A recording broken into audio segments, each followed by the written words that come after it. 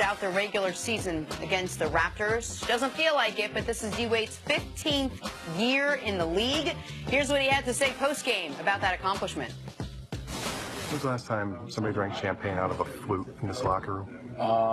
It's a long time ago. You guys never, when you did drink champagne in here, I don't remember glasses. Yeah, it was.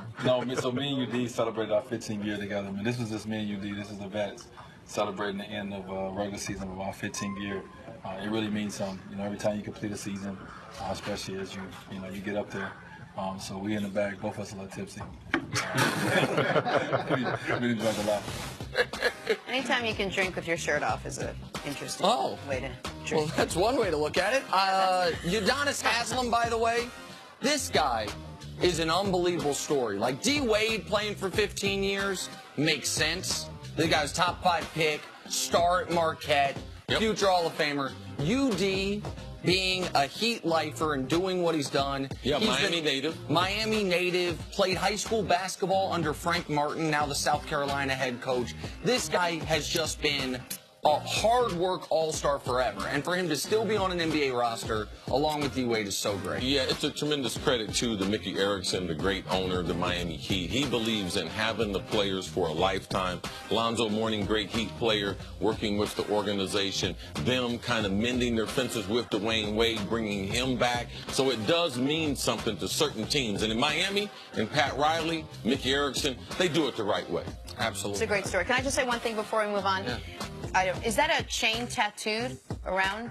Because if it is, I'm just, you wouldn't have to actually go rosary. get It's a rosary. Okay. I don't know if it was a rosary. I couldn't see all the way down, but I'm just saying it would be one way for you not to have to go out and get it. Oh, you're saying for me Because is you've been I talking about you want to get another chain No, in this way. I wasn't talking about any of that. I don't exactly have the chest for those big tattoos. Not exactly doesn't fit my... Took me a long way to get you there, but I did. My body. Stories to start your morning. Last night, the T-Wolves edged out the Nuggets 112-106 in overtime to clinch the last playoff spot in the West. One of the rare win-or-go-home regular season games. So what does Minnesota get for their big win?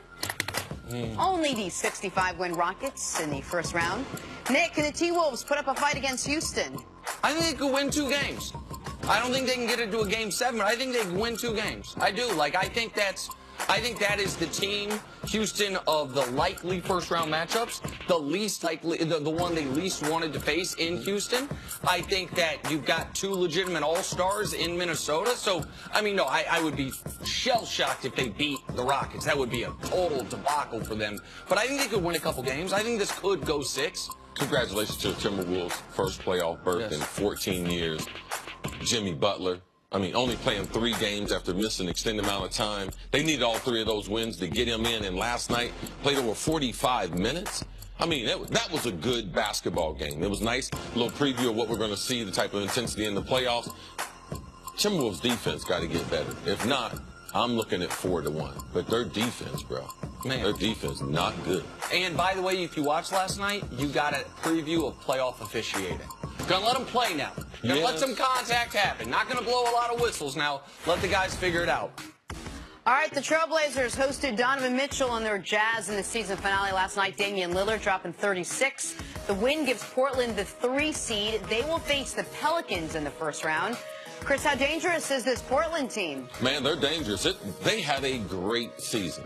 With Damian Lillard leading them, C.J. McCollum, also that double, that 1 and 2, where you can play 1 at the point guard, play other one at the 2, and the way they run their offense. I like watching Portland play. I believe this is going to be a good series. And also, this lets you know the depth of what we have in the West. We talked about the last highlight with Minnesota being the 8th seed, Portland having a spectacular season. No one would have thought they would have been the 3 seed. So I look for them to advance. Man, this is a dangerous team. I wouldn't want to play Portland. Well, listen, I think the Pelicans are a tough matchup for them. I mentioned that earlier, but I still would favor the Blazers in that series. They then are going to play the Warriors in round 2. I think the Warriors are a terrible matchup for them. However, if you're the Blazers, what you're thinking is this. If Steph is not 100%, and he's going to have to chase around, can't hide him against the Blazers now. There's 2 all-star guards or 2 all-star caliber guards. Yes. So if Steph's knee isn't 100%, He's going to have to either guard Lillard or McCollum. No, you know who he's going to guard. Well, he's going to guard McCollum. Yes. I understand that. But still, like, that ain't great. So, like, if you're Portland, what you're thinking is if we can get past the Pelicans, a lot of our chances of being dangerous have to do with the health of Steph Curry's knee. Because if Steph is close to or at 100%, the Blazers, I don't think they can put up much resistance against Golden State. All right, the Knicks fired their head coach last night. That's what happens when you go 60 and 104 in the last 2 seasons. That's the 6th worst record in the NBA over that span. So the Jeff Hornacek era is over in New York. CC, what do you make of this move by New York? I'm not surprised at all. I went to a bunch of Knicks games this year, and you knew that gradually that they were trying to change. They have to make some changes with Porzingis. What is he going to do? Are they going to be able to keep him here? Coming off of a knee injury, they love him, want to build a team around him. Scott Perry, the new general manager, he comes over. He's got to be able to make a move. I mean, that's not his coach. He should have the right to go out and be able to get his coach. I like the fact that they did it immediately. So now if there's someone out there that they like, they can immediately get on top of it. I need the Knicks to be good. I'm here in New York. That's the team I go to watch all the time. Listen, the name people are going to talk about is Fizdale. He's on the market as a possible fit in New York. I'm going to throw a name out there that's not on the market, a guy who might have run his course in Los Angeles. What about Doc Rivers? If Doc Rivers, who didn't want to do a rebuild in Boston, left there to go to L.A., now L.A. is in a rebuild, Boston obviously back near the top of the league, if he is okay with dealing with this version of the Knicks, building around Kristaps, that's a name I would just keep that in mind. He had some of his power stripped away this offseason, see what Los Angeles and Steve Ballmer wants to do. If not that, I think David Fizdale is the most likely option to be the next head coach of the New York Knicks. I think I'm going to call my source. I think I might be able to get some intel on this. I would imagine so. You know, he's not up yet. On to one of the feel-good stories of the night. Markelle Fultz, the #1 pick of the 2017 draft.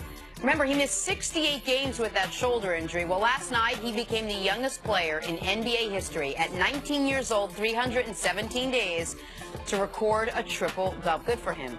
Sixers will face the Heat in the first round. Nick, with a healthy Fultz and Embiid, how far can this Sixers team go in the playoffs? Man, they can be in the Final Four now. They can be in the Eastern Conference Finals. And they can, by the way, put a scare into Cleveland.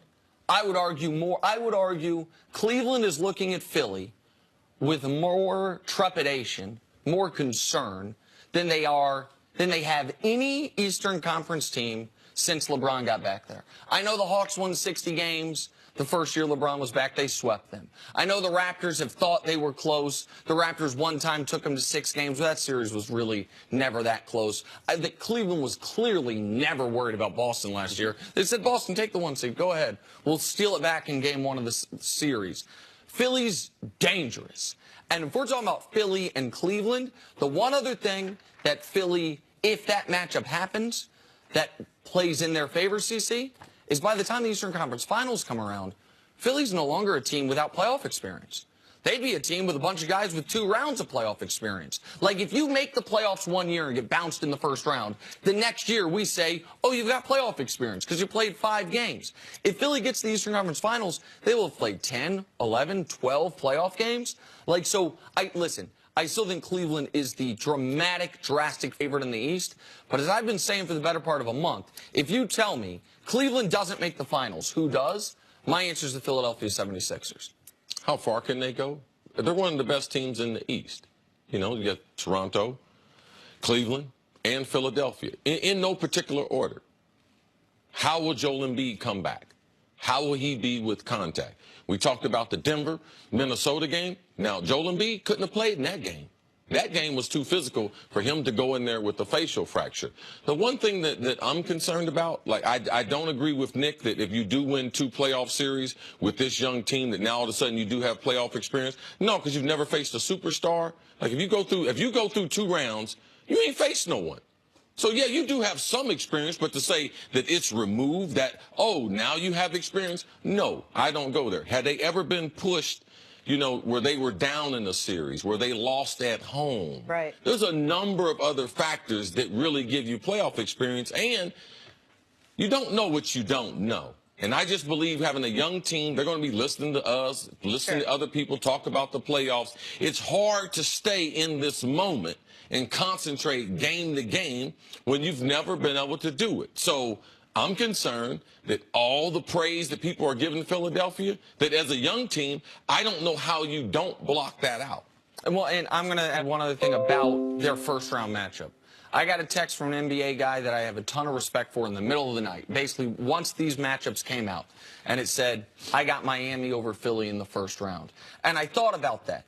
And here's the thing. We know Embiid's not playing game one. We also know Embiid and Whiteside have a bit of a rivalry, and Coach Eric Spoelstra has seen how teams would guard LeBron when they didn't think LeBron's jump shot was working. You know Ben Simmons' jump shot will never be working. Right. Will he try to use some of the same, the way the Spurs guarded LeBron in the 2013 NBA Finals on Ben Simmons? Like, I don't think Miami... How'd that work out for the Spurs? Well, for the first 5 games, worked well. Then LeBron's jump shot came around. Yeah. But the thing is, with Simmons, you don't have to worry about the jump shot. Yeah, I just wanted people to know. Right, of course. It ended up not being successful for them. But quickly, and then we're going to move on. You said that the Cavs are drastic favorites over anyone else. You don't think the Sixers are right up there? You think it's that big of a discrepancy, CC?